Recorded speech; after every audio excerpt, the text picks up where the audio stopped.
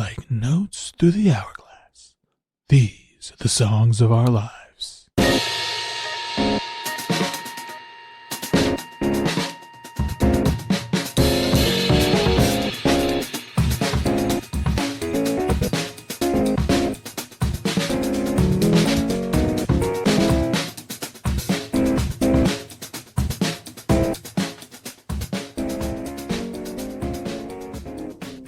Welcome to episode 3 of Songs of Our Lives. I am Brad Rose. I am a musician, a writer, the founder, and main and only writer for Foxy Digitalis these days. And this is a podcast about looking at our lives through the lens of music.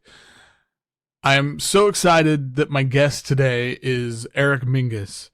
And I feel really privileged to have been able to do this episode and get to know Eric better because of this. We know each other through his wife. He is married to the great saxophonist Catherine Sikora, and Catherine and I met a couple years ago. She sent me a promo of a record she did. That's a really fantastic record, and I loved it. Wrote about it. I interviewed her. We just kind of stayed in touch and got to know each other better. We actually ended up making a record together along with Colin Fisher, who's another great saxophone player and a drummer from up in Canada. And we've just stayed in touch and we talk about our lives and all these things. And so during the process of making that collaborative record together, she recorded her part in their home studio, and Eric helped with, setting things up and all of that. And just, we've been on each other's each other's orbit because of that.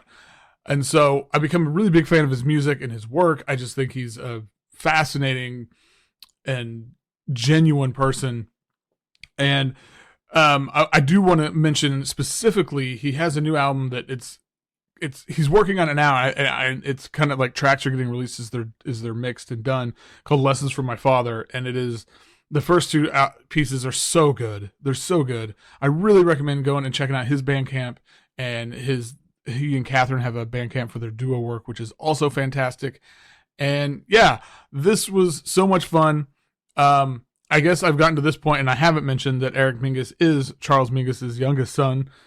You probably figured that out by now, but this episode is about him and his life and his work, which does involve his father, but that's where the focus should be. We recorded this over Zoom. It was a really fantastic time. I hope you enjoy it.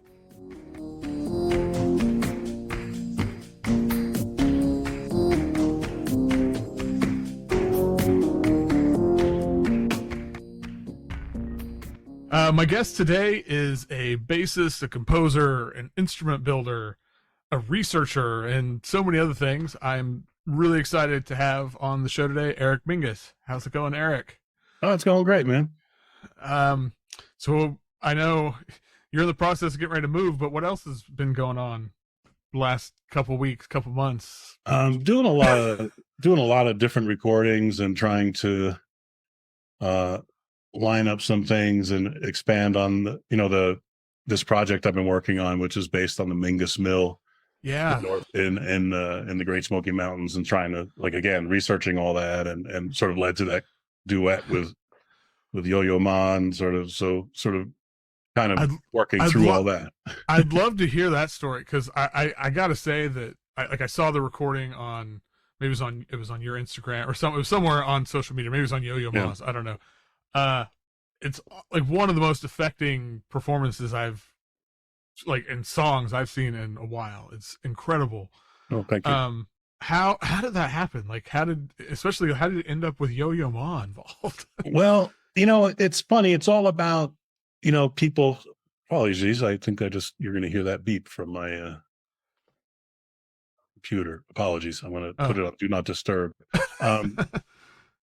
Well, it's all these connections.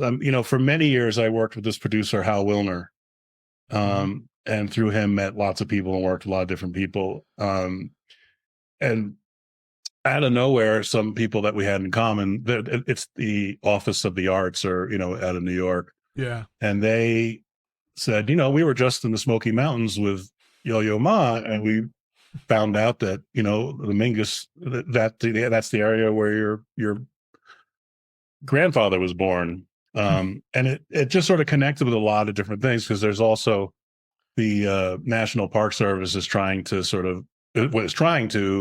broaden the history of the mountains and saying, there were black people here, and slavery and my family story just kind of lands smack dab in the middle, because my great grandfather was a slave, and he was freed, but stayed working with the Mingus family, and he actually had the last name Mingus, and he built their home, and those of us, the Black Minguses, as they're calling us, we believe he built the mill that's in there. The person who gets credit for building it, I think, is the guy that built the turbine to grind the stuff, but didn't actually build the building. That's my instinct based on what I've seen and researched. But anyway, so they got behind it, and then Yo-Yo has a project. Is it Our Carmen Nature, I believe it's called, and was just involved in sort of helping these entities got together and funded me to go there and kind of investigate it. I mean, I have to say that, my grandfather left. He did, he was born there, and he's the result of Daniel having a fling with the woman of the house. So my grandfather was mixed race, and she moved away. I think she went to Tennessee and left him at the house, which was not pleasant. And he left very early and joined the army. It's a whole other. It's really an incredible sort of. I always say it's an American story, because it's very it's kind of very much full of all the things nobody talks about in their family. Right. And it's time to talk about it. And that's there's, and the Smoky Mountains is sort of this amazing area, because they own slaves. And people are always trying to justify slavery in some weird way, and at least saying, well, our slaves weren't treated as badly as they were down southern, the southern part of North Carolina. Because the people generally were poorer in the Smoky Mountains. They worked side by side. They were basically slave hands, I guess. I don't know. It's there's a lot going on in the story, but anyway, And then I had done a demo of that piece, called "Grind My Bones," the mill, and Yo-Yo apparently, Yo-Yo really liked it, and then asked if he could do it with me, and I was, well, not going to say no to that, right? And it was great, and we are hoping to do more. I want to tell more of the story than that one tune. So we're all the same group of people. We're all trying to figure some stuff out with that. I also got to play in Knoxville, did the concert Yo-Yo Ma and Friends, which was fun. Oh, that's awesome. And actually, I'm going to be at Big Ears, which I probably shouldn't have announced, because I think they haven't announced their listing yet. Oh, well, this won't be out for like a month, so so hopefully it'll coincide. I keep forgetting, there's all these rules, but I know. I'm doing that with Elliot Sharp, actually, which is great. Oh, that'll be awesome. Long running creative relationship with him. But anyway, we could talk about that forever. Yeah. I know. That's the gist of it. I was already thinking as I was preparing for this. It's like, okay, I'm gonna have to have you on like the other show just to talk about this project, because Well, I will say this was interesting, because in a lot of ways I'm the wrong guy for this. Because I don't really, for some of the, like, what's the best song ever written? I'm sort of not in the camp of like, American music can be very competitive. Who's the better this and who's the better that? And that's not, to me, what music is about: individuality and your own voice. So I was like, oh, and then it said song. So I was like, well, then there's a lot. Right. It sort of throws it in, I kind of threw some stuff in that wasn't really technically songs, Yeah, but, well, and I keep thinking because this is still early days for this, but I need to add some notes in there, because that question, especially for me, is very tongue in cheek, because I agree. There is no best song. There's no greatest, there's no objectively greatest song of all time. That doesn't exist, but it's always, I always like to, like, a lot of people, like, because I kind of had the same reaction to you, is like that, but it kind of, when you get put on the spot, it makes some people uncomfortable, like, oh God, I gotta, and so I'm always curious to see what comes out. Well, it's funny, because for me, it's like, it also depends on what mood I'm in. Exactly. I can go ages without actually listening to anyone else's music, because all I'm doing is like working on my music and working on music with Catherine and doing other projects for other people. And, every once in a while, Catherine and I will put on like other music. We're like, oh wow, it's really great to hear this. Right. Yeah, you know. Yeah. And that's the other thing is I always think of this too. It's like, it's this picture of a moment in time, because like, especially for me, like thinking about my favorite song, it's going to change. Like, you know, right now it's this one thing, but ask me again in 6 months, depending on what's going on in my life, what's going on in the world, just what I ate for breakfast that day. I don't know. It might be something else. So, I think So I like, none of this is, it's not supposed to be like super serious, because I could totally see a direction it could go where it has more of a serious tone, and for sure, I want to have fun. Well, no, and it was fun. It is fun actually, and I'm kind of looking forward to talking about it if we ever manage to get to it. I guess I'll take the hint. All right, so let's start. Let's dig into it. So, what is the first song that you remember?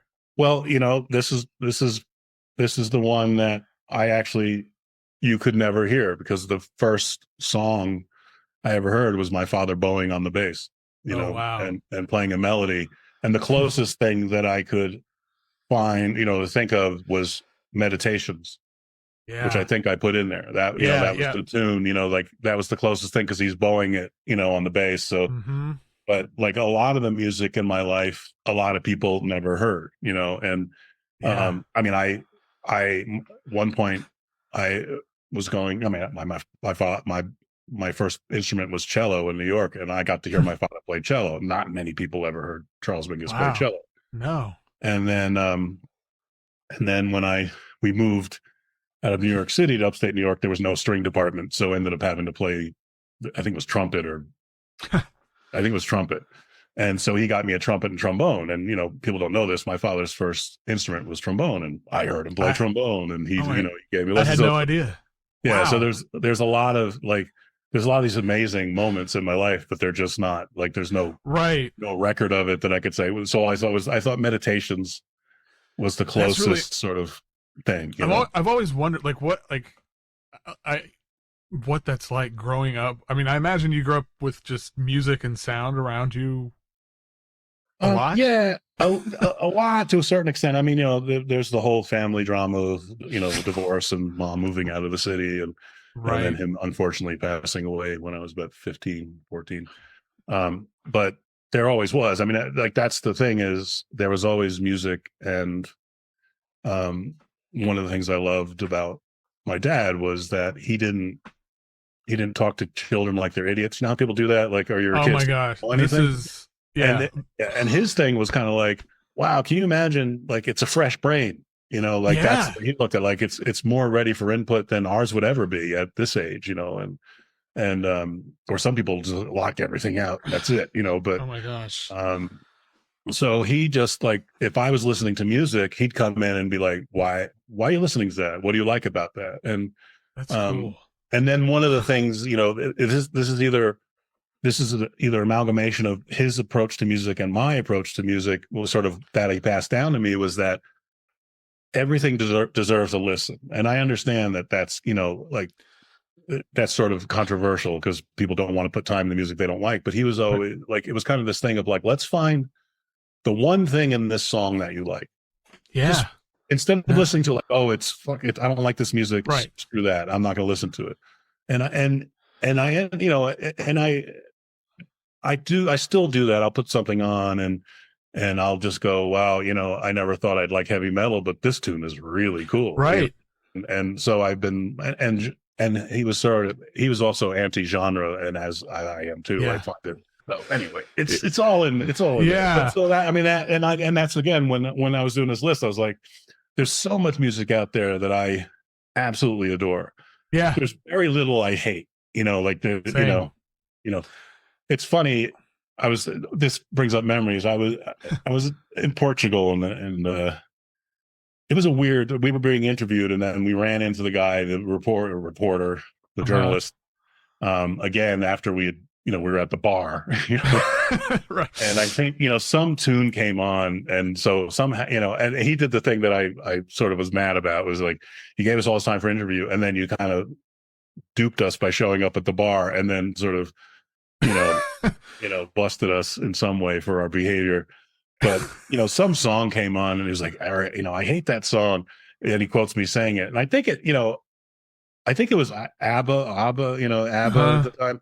But I seem to remember it was like a tune from Greece, and I was like, like I was just annoyed that it was on, Sure, right. That's the thing about Europe too. When you're touring Europe and you put on the radio, they play stuff like you ain't thought about in 30 years. So like, oh my God, Yeah, it's like going in a time machine or something. Yeah. So meditations, it would be the closest thing I could think to what people could experience, that kind of that's cool bowed melody, Yeah, well, I really love that idea of like everything is worth a listen. Because that is very much part of sort of my practice and my, like with Foxy Digitalis and my approach. I may not love it. I may only listen to it once and like find a thing and never listen to it again. But somebody put their time into it, and somebody, so it's like, well, I mean, that's also, again, it bleeds into life, mm-hmm. Because music is one of those things. There are people who are incredibly skilled and studied that make amazing music, and there are people who are incredibly skilled and studied who make horrible music. Yeah. And there are people who aren't studied who just make amazing music or don't. But I always feel like people can judge people's music based on what they think they know, about them. But and I'm like, man, if you're like, it's like the English language, if someone doesn't speak it properly or well, or however you want to say it, people dismiss what they're saying. And I'm like, that's not what we should be about. It's not like just because someone doesn't communicate in the way you would prefer doesn't dismiss the value of what they have to say.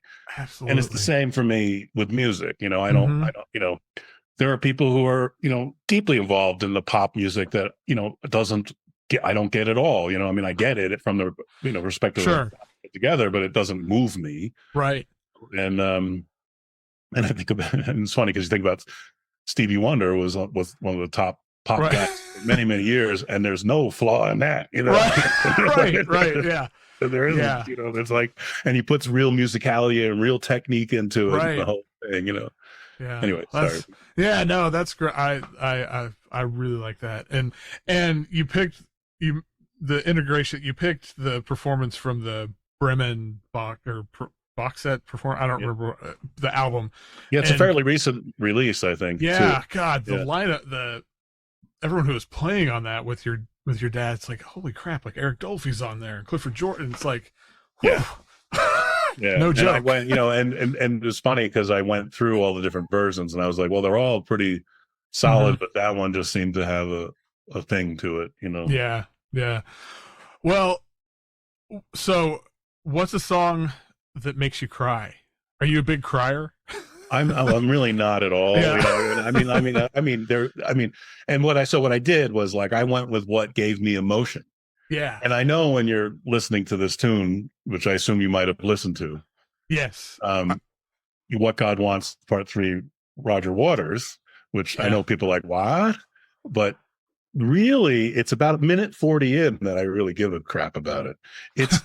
It's Jeff Beck's guitar solo.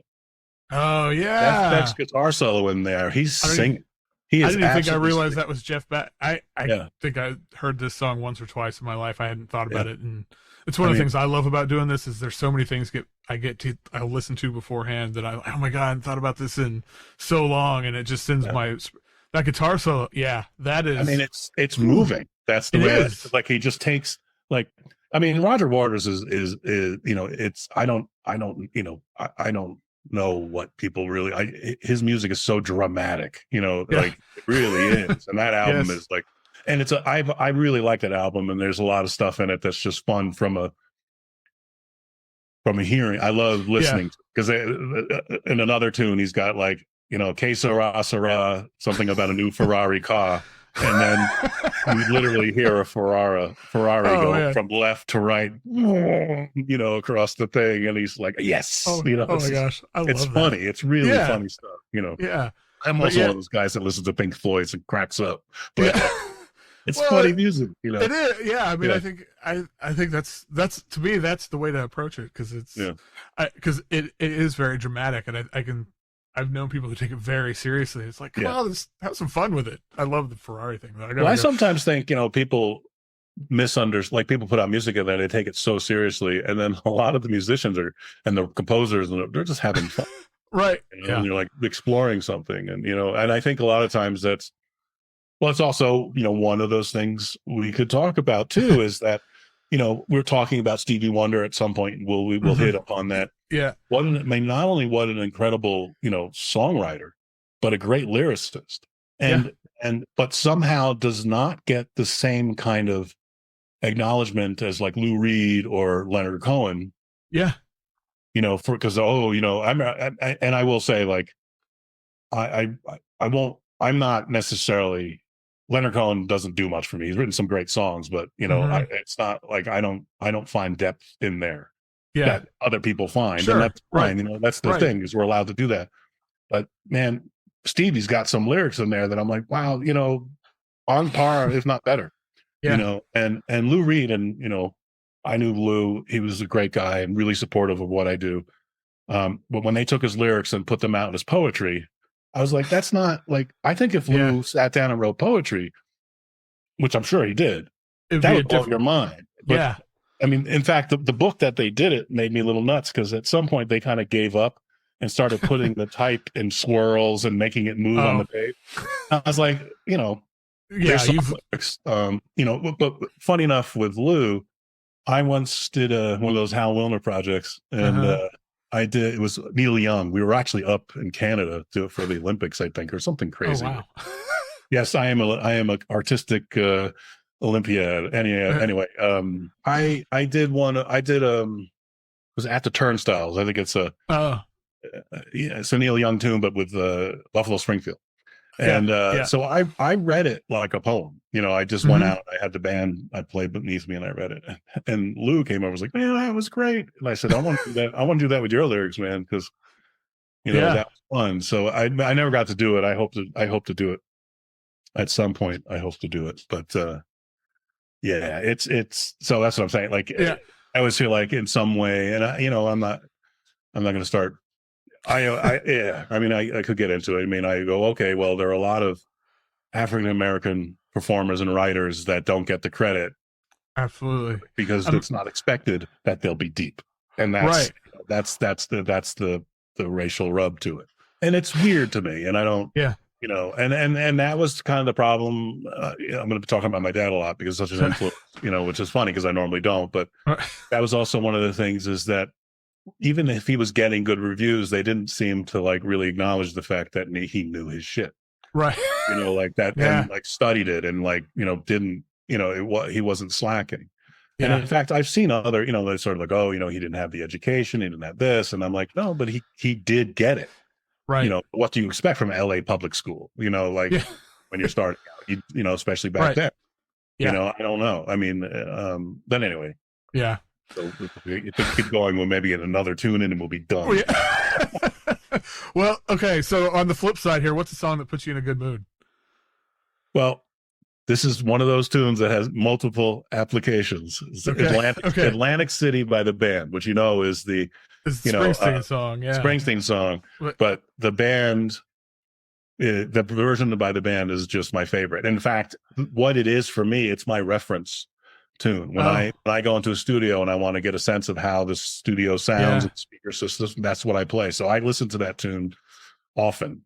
And I absolutely love it. To this day, I absolutely love it because it's the one I know. When I set up my studio, I play it and I tweak everything until I get it to sound where I want it to sound. Oh, that's fantastic. I also was really fortunate that I used to work with Hubert Sumlin, who was Howlin' Wolf's guitarist. I was a singer on occasion, and he got a gig up at Levon Helm's barn, up in Woodstock, where they have these big live concerts. And I sang there, and I met Levon. And Levon was such a kind and encouraging and generous man, and I got to sing a verse on the weight with him. So and then he came to me and said, "Anytime you want to come." So I practically every weekend you could find me at the barn and, singing, back up with Levon or just listening. And I had loads of friends in the band and, Stephen Bernstein and Eric Lawrence, all the horn players. So So on top of that, and funny enough, I got to work with Garth Hudson on occasion too. So just, and I used to see them when I was a kid because we lived up in that area. The band, right. Robbie Robertson wasn't there anymore, but there was such a presence. I saw them play a few times, the band Sans Robbie a few times when I was very young, and then I got to see they did the Last Waltz. It was at the theater in Woodstock when I was a kid. We went and saw that, and I mean, that must have been very enamored with Levon, and Levon was a really fascinating man, just and brilliant, and just naturally so, and, right. And I can't say enough how much he influenced me, but that song sticks with me because it is the one that's. I actually gave you two from the band, and they both sort of fit too. Because you'll ask me that later, but okay. It hits the mark on a lot. It's the one tune I probably listen to a lot over and over again. Yeah, and I will tell you that there were times I'm on a drive and I can't find something to listen to, and I will just put that song on loop for like hours. It's a great. This is another one I hadn't thought about it in a minute. I think more of the Springsteen version just because of whatever life. But every time I do hear this one, I remember like oh no, man, this is the version. This is the one. Like I like this. Bruce's version is stunning. And there's a lot of stuff. I mean, did I put any Springsteen in here? I do. I did. There is. Yeah. So And I mean, that one. I mean, I got to tell you, for a brief time, we lived in New Jersey.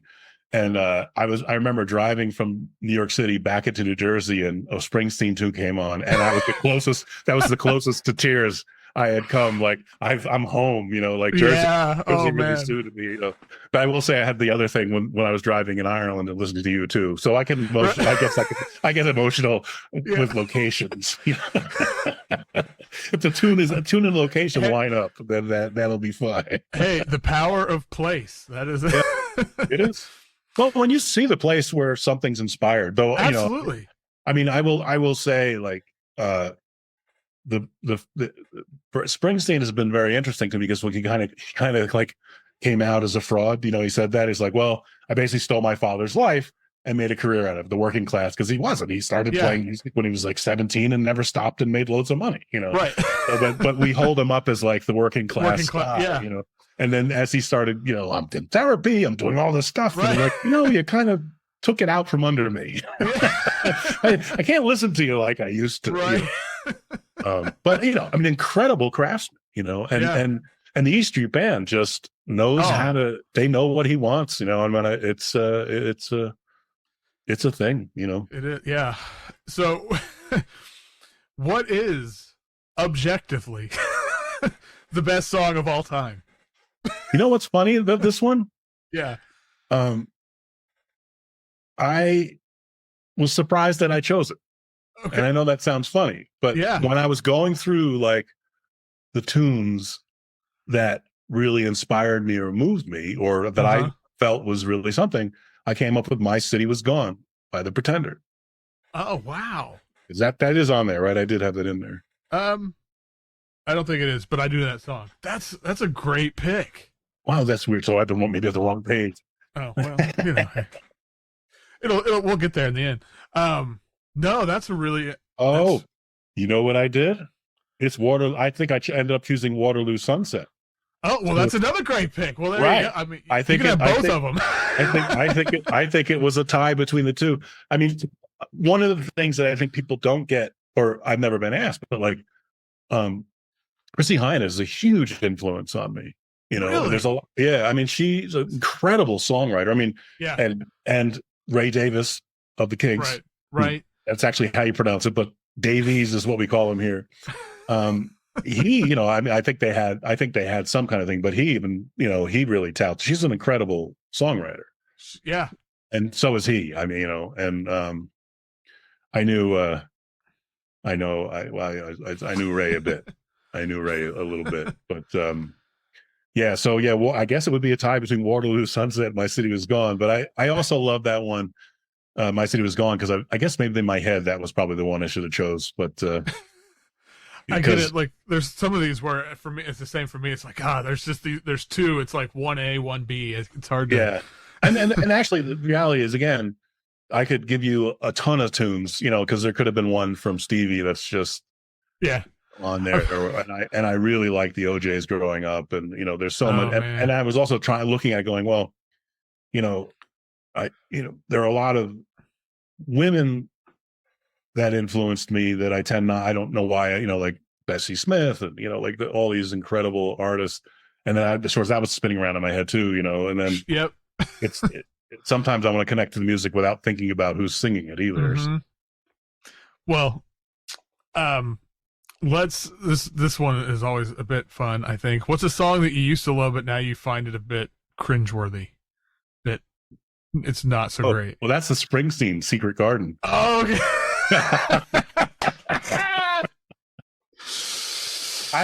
For some reason, I did it when I was driving, because I'm in New Mexico now, and I was going to North Carolina. I drove, and I did a lot of listening, and I did it purposely. First of all, I love driving. It's a creative space for me. Because it really, you can just focus on the driving, and I play a lot of music, and and I like Springsteen. I mean, he's written so much stuff, and but for some reason, Secret Garden came up, and it just creeped me right out. I was like, what? I she can lets see you that in her house. There's something. There's something. Yeah, there's something kind of wrong. He has those moments every so often where I think of I'm like conflicted with, like, I really love like the song, like, I'm on Fire. But there's something creepy about the, hey little girl, is your daddy home? It's well, that's another one. Like, you go, well, yeah, sometimes you listen to, and it's true. And the thing is too, there's tunes that I'm sure that I listen to, Jesus, I'm 59 now. So there are tunes that I grew up with that, I was thinking about it. I remember being on the train, and there's this kid, headphones on, and he's clearly listening to a rap tune, and he is spouting some really, really, let's say, risque stuff out loud. Everyone on the train could hear him, and I was like, man, does he even know what he's saying? Like, because all the women were like, "Ooh," right, right. Yeah, but I actually, that can happen. When I was in high school, they decided they wanted me to be part of this barbershop quartet thing, and I was like, all right, it's vocals. And I remember halfway through the song, the line was, "Lay your kinky woolly head upon your mammy's breast," was the line that was in the song. And I just stopped dead. And I went, huh? And I looked at the music, and I said, I can't do this. And they're like, why? I said, it's one of those racist songs, like the 19 whatever it is, right. And they were not like, but it's not. And I'm like, it is. It is. It is. I went to predominantly white school, so I was the oddity. Right. But anyway, so that can happen. You can sometimes really get into a tune and then click and go, oh.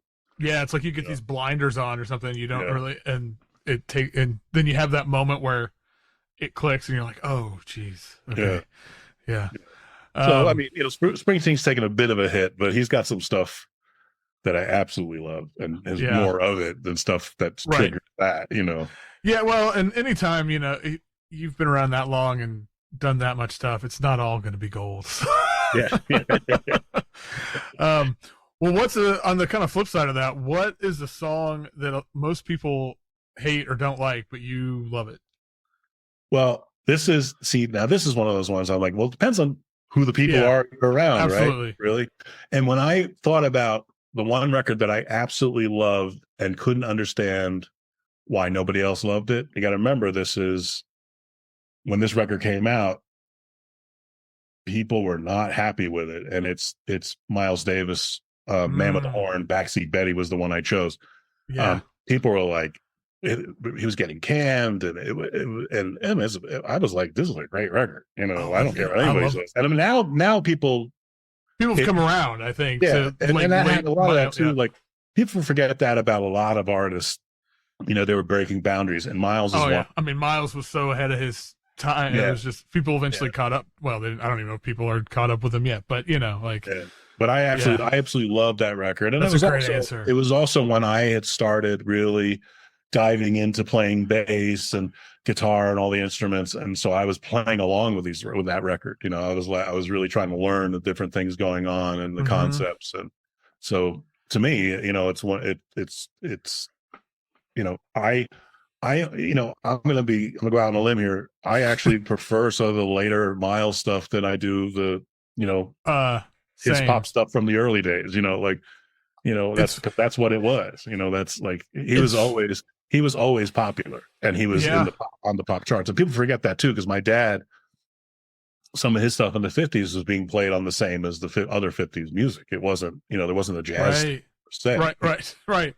You know, no, I mean, it's fun. Like it was late teen years is when I first started listening to and getting into jazz. And at first, like later period Miles, I just didn't get it.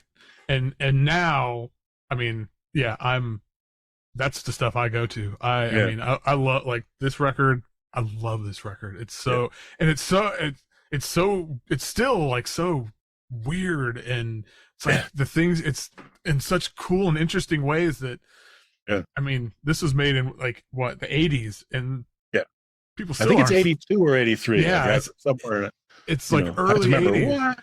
Yeah. And if it came out now, people would probably be going like, "What is going on?" Like, well, it's, you know, it's always, it's, you know, they do the same with Coltrane. You know, they really, you know, favorite things. They want it to be that, and then sort of, you know, and then sort of dismiss where he was going. And I'm like, well, that's where he was headed. Why not own that?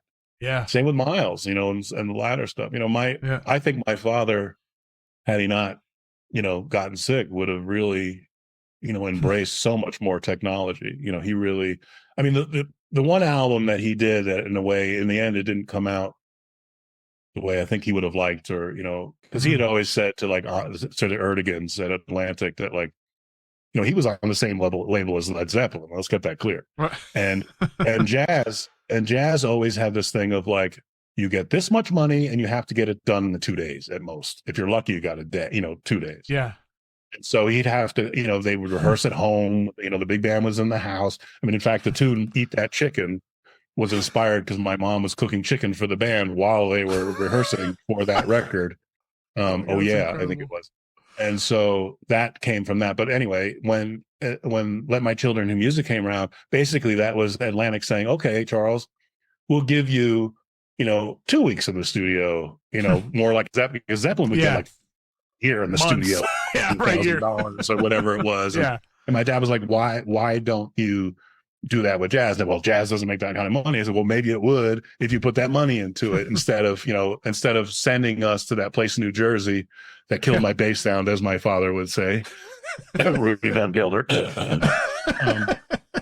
which is another one. Because again, you know, like, I don't get it. I know, and when you say you don't get the Rudy Van Gelder sound, people will think somehow you're not Mr. I know everything about jazz. Right. And I'm like, no, but what you did is you, like my dad did it, he lost his bass, he killed his bass sound. And almost anything I've heard recorded there, the bass players don't get no love. Yep. You know, and that's it. I don't know, you know, and the only thing that make those records great are the people fucking playing the music. Right. You know, like that's the whole point. It's like John Coltrane is playing. That's what makes a great record. I'm sorry, you know, like, because I can listen to old scratchy records of Charlie Parker and it roars, you know, like, and there was no bass on it, you know, like the technology wasn't there. But you know, but you know, all blessings to Rudy and his whole thing, you know, does what he did, but good Lord, you know, like you know, whatever, I own it, you know, I'm whatever. I don't, you know, I know records I like, and you know, and jazz should have progressed in the same way. So that's what Let My Children Hear Music was. Like, it was sort of this moment where he was like, okay, and he was apparently like, I was there, I was on these sessions, he was like trying to put in like samples of Charlie Parker's saxophone, he's trying to do all this stuff. We were running around those recordings.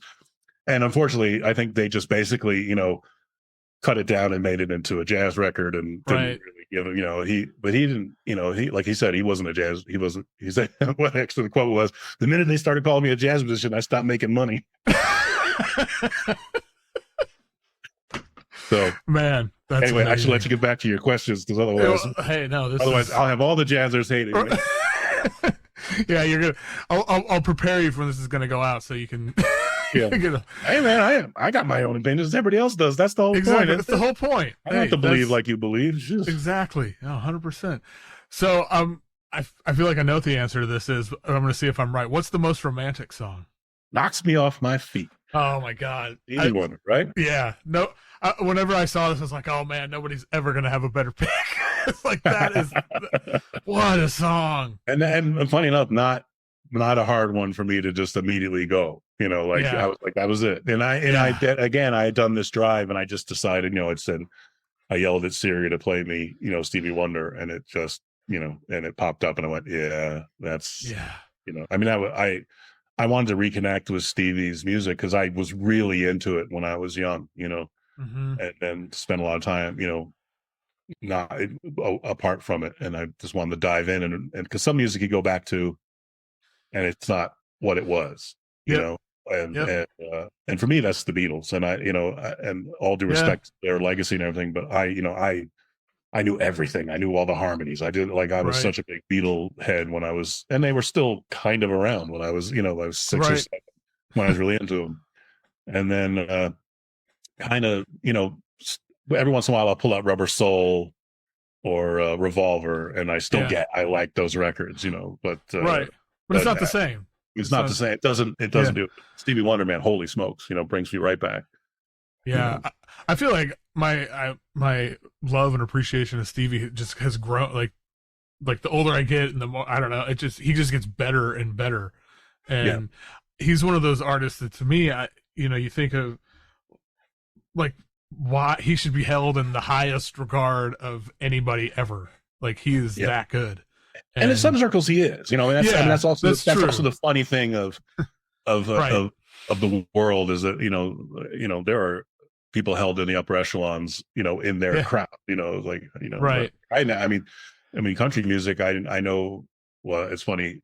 I know very little of, you know, or I should say, I know a lot of from back in the day when music was, there was country music and there was Western music and then there was country Western, but whatever. But, and I absolutely adore a lot of that stuff. And there's some great songwriting in there and it's never stopped. And, you know, Willie Nelson, stunning songwriter, again, could have been on this list in any given way, but I have no idea who the top person is in that genre now. And I have no idea, what that music is like, because it's not my circle.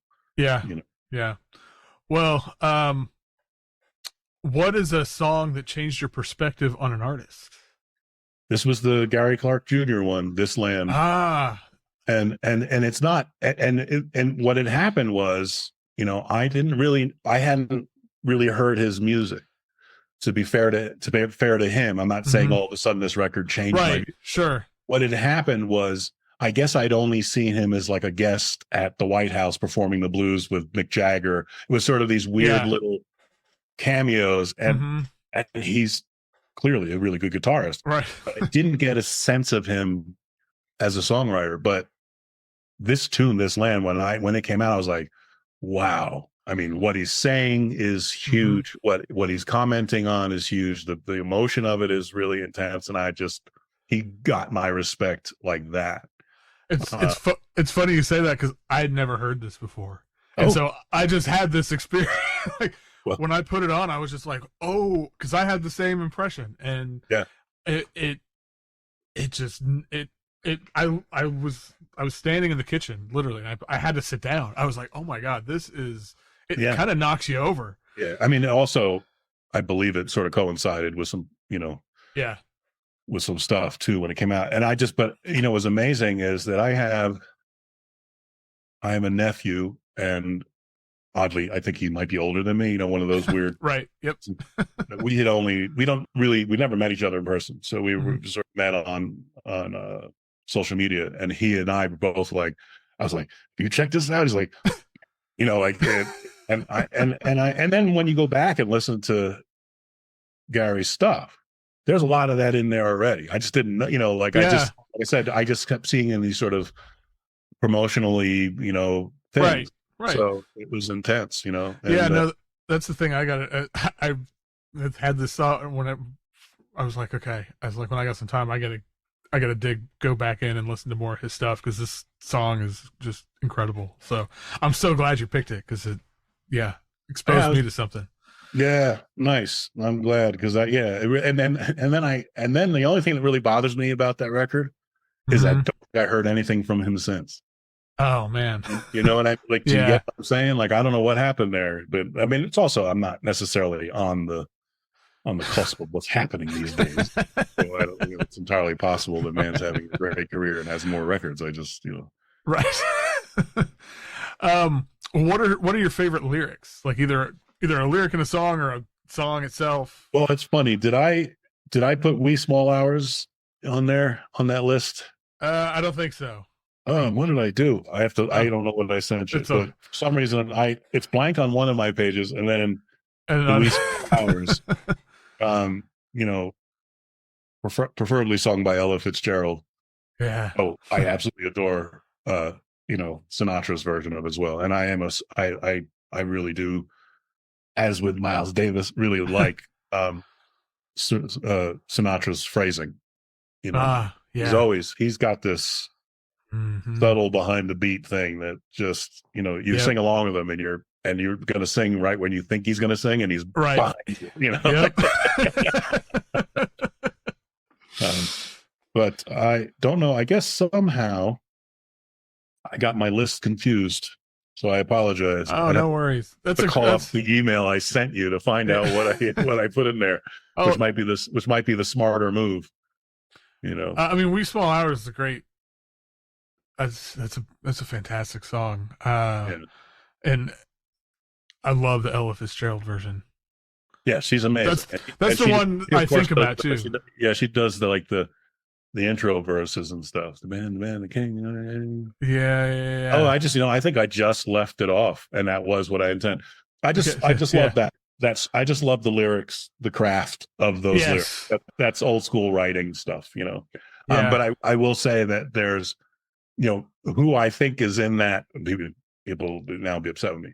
But that's the classic, American songwriter. I don't even know who wrote it, to be perfectly honest, but it's the old school songwriters, that. And I do really feel that Nick Cave is more in line with that kind of songwriting than he is with like the Dark Hand or whatever the hell, like the Dark Man. Yeah. Oh, because he really is just like the old school songwriter.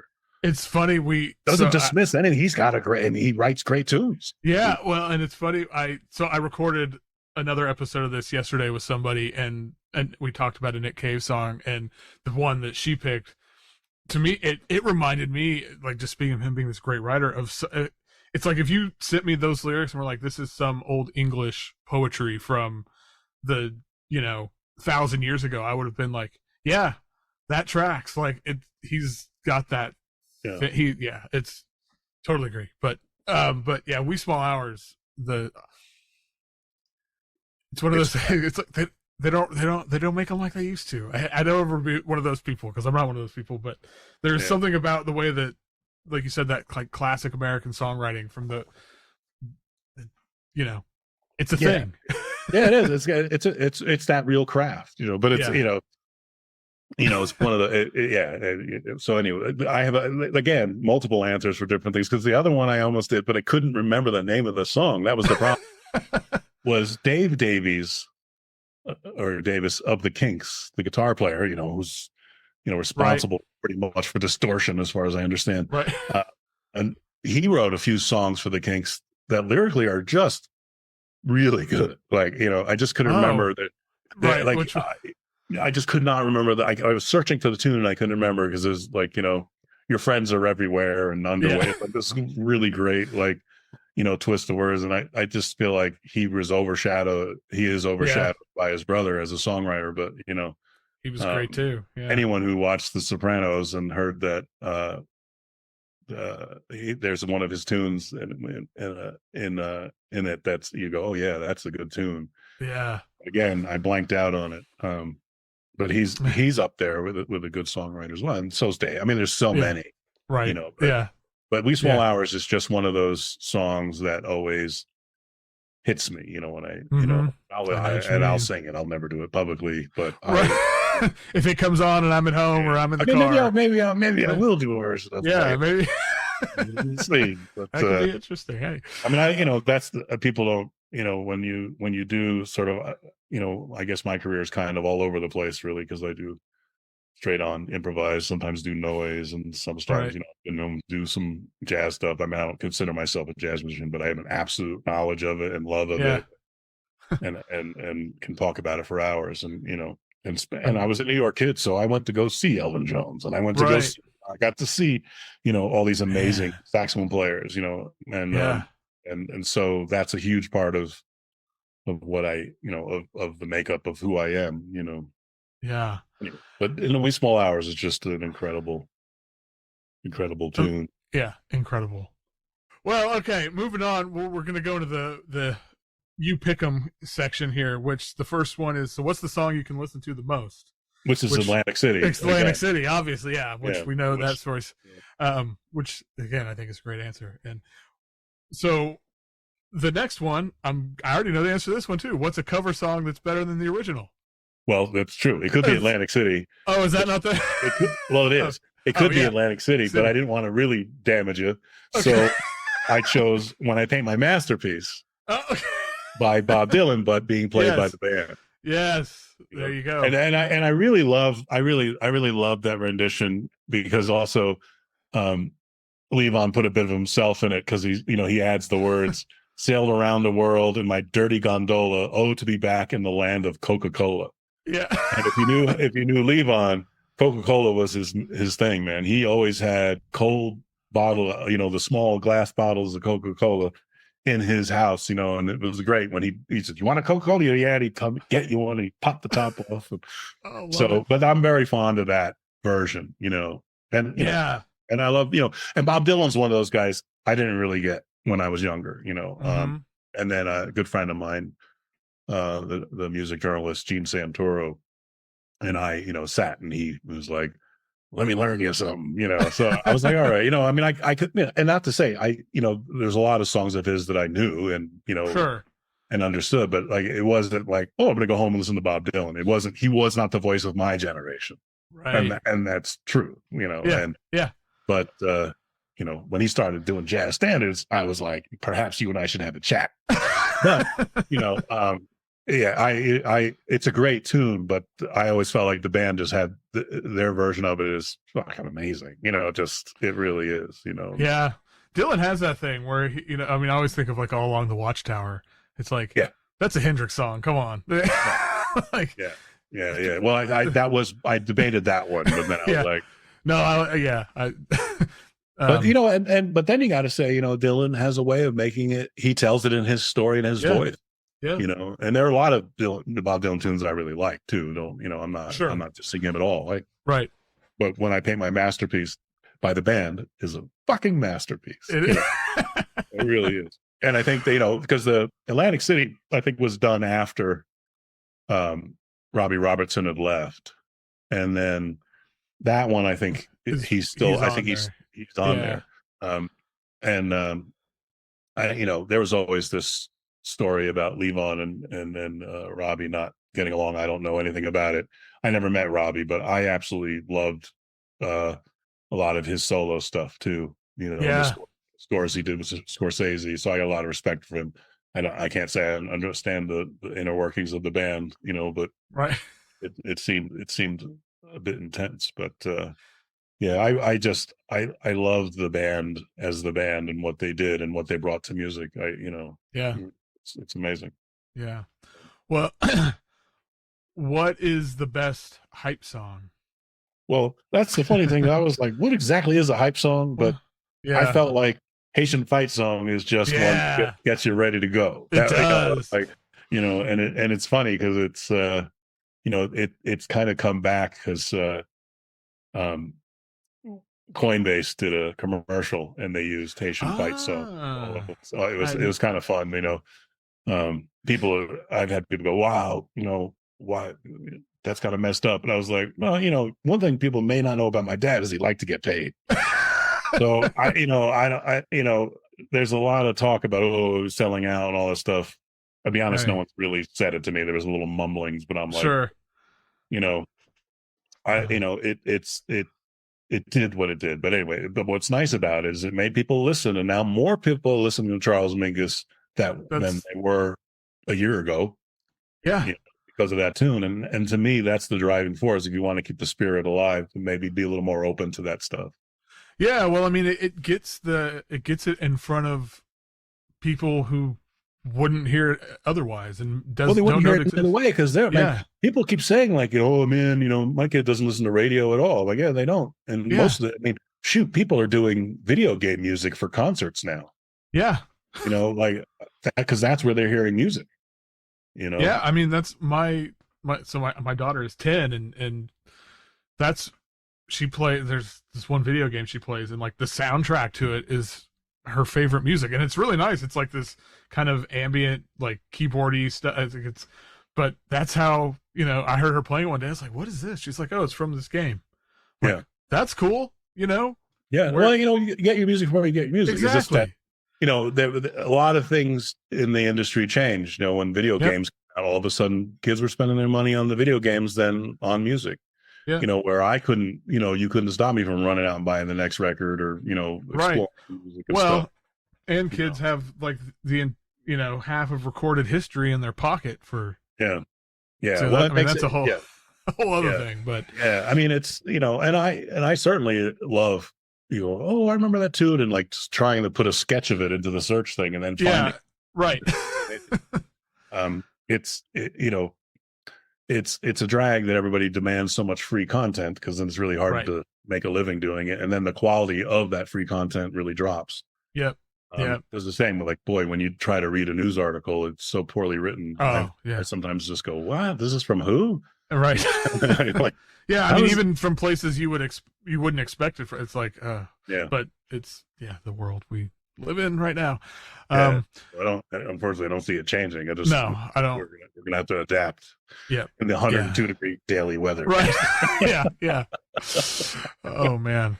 All right. Well, we're in the home stretch here. So, what is the song that means the most to you? And it's not necessarily because of the song itself, but it, like, you associate with a person or an experience, or something like that. Well, you know what? It is Atlantic City, and I'm sorry. No, that's fine. Oh, you know what it is? I put Louis Armstrong's "Sunny Side of the Street" in there, and for the life of me, don't remember where that was supposed to go. Oh, well. And it's entirely possible that I decided that was the tune for my favorite. That's crazy.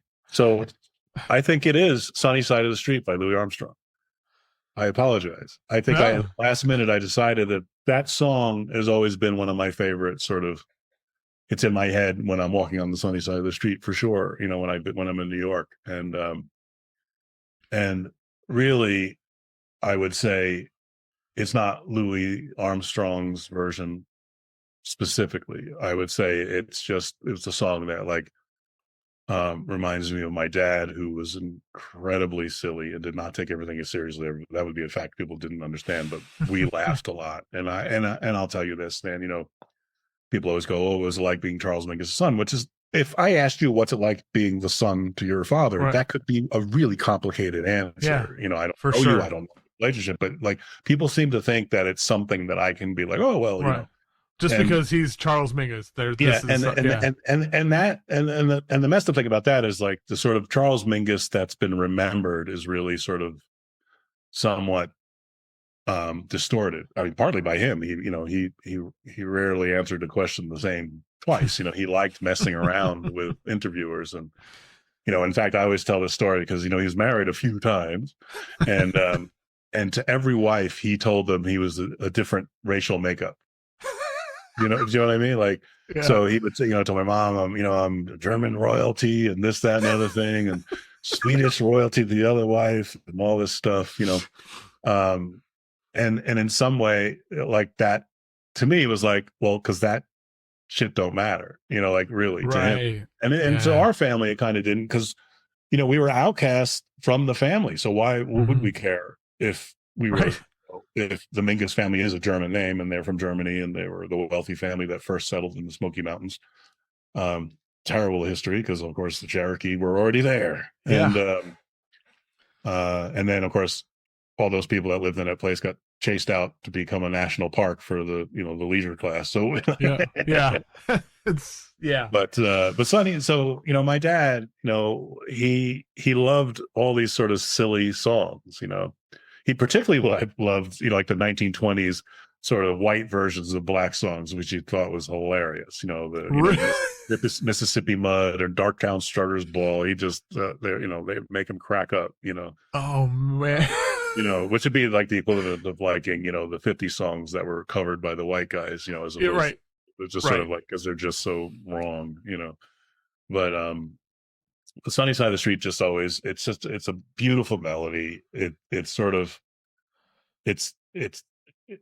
It's a lovely thought too, on the sunny side. It is.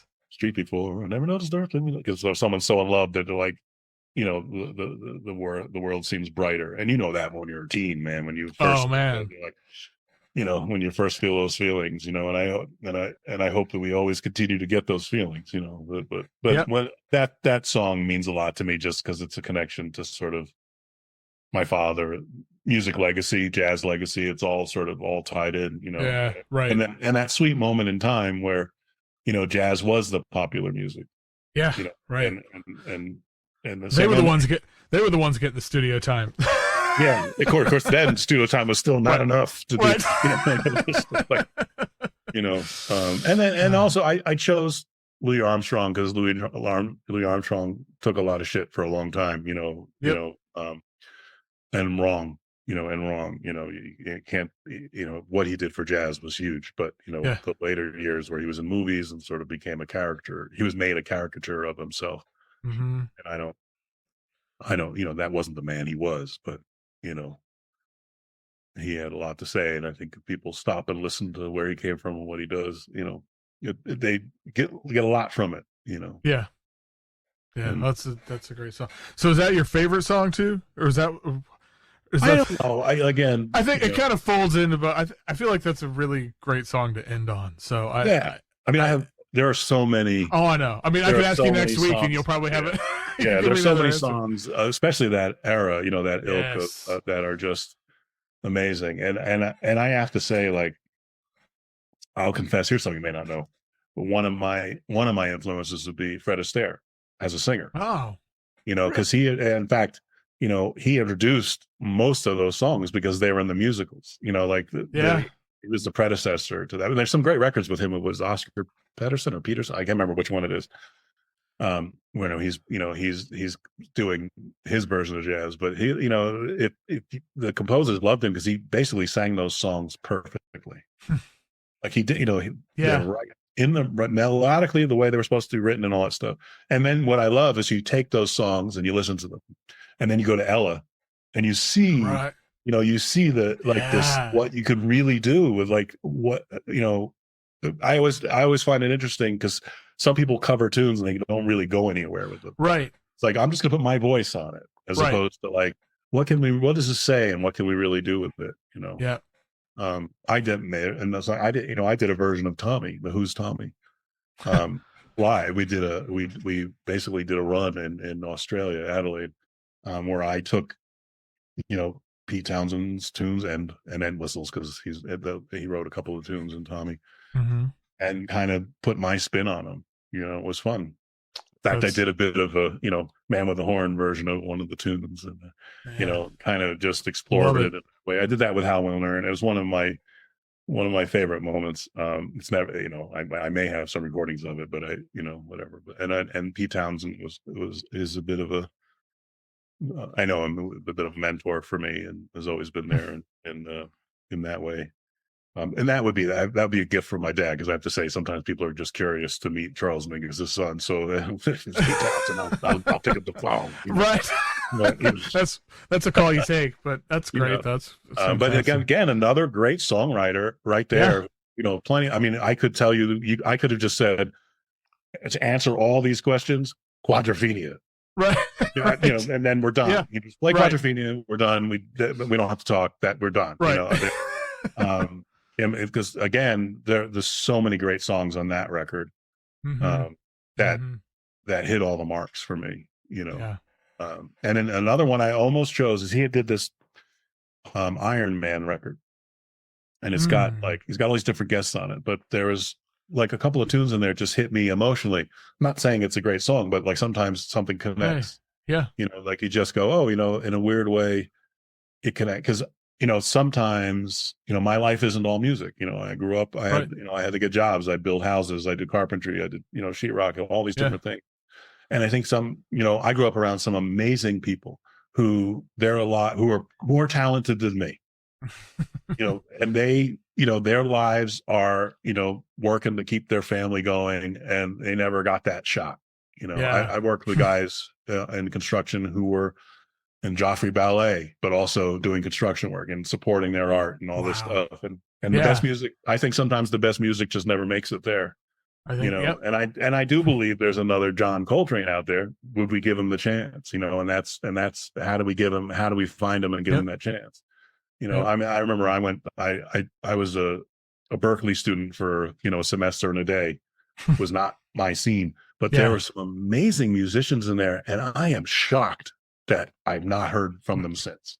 Yeah. Absolutely shocked. Incredible creative people that had a master of their instrument. And then I like, what happened? And I don't know. Life happens. The world happens. Yeah. The world happens, and some went on to be good teachers. Some of them I just never got back in touch with, or, on the other hand, what I will say, if I could pass on my knowledge to the youth, college is about connections. And that's really like, if you wanted to succeed at Berkeley, you finish it, you meet as many people as you can, and you keep in touch with them, and they get you work. Yeah. That wasn't how I operated. I didn't understand that about. I know. College. I didn't understand that all those guys that go to Harvard give other Harvard people work. Right. And that is a cultural thing. It's a cultural and a class thing. We're some people of a different class would be like, well, of course, that's what you do. And then other people are like, you don't give away opportunity because you may not have it for yourself. So that's, to me, like, this is the connection. That's where we need to improve, because the people above us that make all the big bucks and have all the influence are all connected, and they know who to call when things happen. And it's very hard to break through to a point where you feel A, comfortable calling somebody. Yeah. And then B, knowing what you need to ask for, because it's okay to ask for something. Yeah. And, my gosh. Just because someone says no doesn't mean the next person is gonna, Right. And just because they say no that time doesn't mean that they'll say no the next time. Yeah. And I will say, like, things shift. I've been plugging away at this for a long time and worked with some amazing people, and somehow, I keep plugging along, making music, but then you do one gig with Yo-Yo Ma, and someone wants to answer your call, and I haven't changed anything I've done. Right. I just keep making the music I make, and, hopefully connect, and, we'll see what happens. I'm not, sure. I might be one of that Berkeley cats you never hear from again. Well, this has been fantastic. I appreciate it so much. Before we get out of here, what do you got coming up? Is there anything you want to? I know you've got the Lessons from My Father album that's like in progress, right? I'm loading stuff up. Actually, myself and Catherine Sikora, we have tunes we're sending you that are coming probably soon before we get out of here, because the studio of the Lost Realm, which is really looking pretty lost at the moment. But and I guess November I got this thing with Elliot Sharp in Madrid, which is great. And actually I just literally got a response. There's this great bassist, Silvia Bolognesi, out of Italy, and we're going to do a Gil Scott-Heron project. Yeah. So another person I could have mentioned in this too, because that sounds great. Oh man, so many. I got to do. We did a Freedom Rides project with Hal Wilner, again, one of a great supporter of what I do, and I got to do the Revolution Not Be Televised, with like Lou Reed, and it was insane. Anyway, so there's lots of stuff. I mean, I'm trying to be a bit more generous. I can get very precious, and I don't mean that, or maybe it's more about shy, more shy than precious. I have a lot of music. I have a lot of stuff that I've recorded over the years, and when I make a record, especially if it's vinyl, and I'm going to end up with 8 tunes, there's probably 20 been written for it. Right. So I have all these backlog of stuff, and I drop it as I don't want it. So a lot of the stuff is unfinished. So I'm slowly going because the ideas, I think, are valid enough to see through. And so I'm trying to put more out there, because I have a lot of people that that like what I do and would just like more of it. So yeah, that's awesome. But of course, it's a funny thing because I love performing live, and that's really what I like doing the most. So I always feel like I can't quite get. So the record to me is a different project. Mm-hmm. We're going to get the record live. It's never happened, Right. So I look at recording projects as one thing, and the live performance is another. But then I do get people going, "That's not even remotely what the record is." I'm like, "Yeah, no, isn't it great?" You get two experiences. I mean, you get the record and well, it's the same with Elliot Sharp, and we do. I honestly, I don't remember what group we're doing because I've done, I did Terraplane with him. I've done Fourth Blood Moon. We've done now a more recent one that's just us, which was great. The most recent one I actually played bass on, which I hadn't really done with Elliot, because he also plays great bass and he's multi-instrumentalist. So usually I just come in and I'll sing with him. But he had sent me some tracks and I said, "Oh, I'll throw some bass on for my own." It was for my own guide, through the tune, and he kept it. It was great. So, and when we go live, that's a lot of times. In fact, with Terraplane, that worked. The first time we toured, we improvised tunes, we improvised blues, and then on the next record they appeared. So I've always loved working with Elliot, and so that's one of the things that's coming up. And actually, us moving back to New York, there's going to be a lot of that as well. And I've got this other project with this guitarist, Knox Chandler, called Bursting Blue Bone Bark, which we've had a record in the can for ages. So hopefully we're going to get that out relatively soon. So I'll be back with sort of my, creative cohorts and have a lot more stuff going on, or criminals. Well, that's awesome. Well, everybody should look out for that. And thank you again.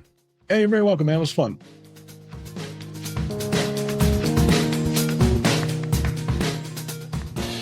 Once again, thank you to Eric Mingus for taking the time to do this, to think about these things and talk to me about it, especially right in the middle of them. He and Catherine are moving from New Mexico back to New York. So, moving is stressful. We all know how stressful that is. Thank you all for listening. I hope you enjoyed it. If you really like this and you want a little bit more from each episode, patreon.com/Foxy Digitalis. Join the Patreon. You get the episodes early, and there is a special Patreon section that has a couple more questions and some more conversation. Plus, there's a ton of other stuff on the Patreon. It supports the work that Foxy Digitalis does and that I do, and it's just a generally good time. Otherwise, holler at me wherever. Let me know what you think of the episode. And until then, keep on listening to whatever the hell you want.